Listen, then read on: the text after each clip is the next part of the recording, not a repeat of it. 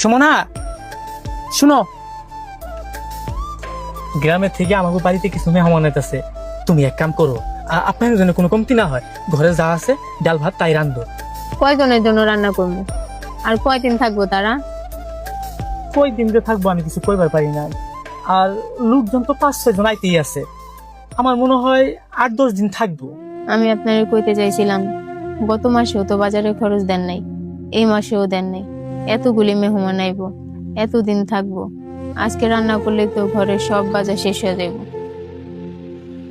কোন কত বাড়ি থেকে যে মেহমানগুলো আইতাছে ওইগুলো আবার আমার বোনের শ্বশুর বাড়ির লোক। এখন তাকে যদি ঠিকঠাক আপ্যায়ন না করতে পারি, তাহলে তো আমার বোনের কাছে আমি ছোট হয়ে যাইবো, আত্মীয়র কাছে ছোট হয়ে যাইবো না। দেখি কোনো একটা ব্যবস্থা করতে পারি কিনা। আমি দেখি ওই বাড়ি সালাম আমার কাছ থেকে কিছু টাকা ধার নিতে পারি কিনা।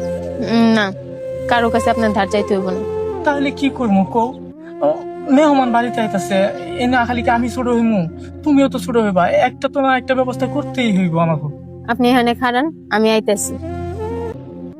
এই নেন, এখানে কিছু টাকা আছে, এটা দিয়া বাজার নিয়ে আহেন। এতগুলা টাকা তুমি কই পাইলা? আরে এগুলি তো আপনার টাকাই, মাঝে মধ্যে যে আমার খরচে লাগে টাকা দিতেন, ওইটি আমি জমাইছি।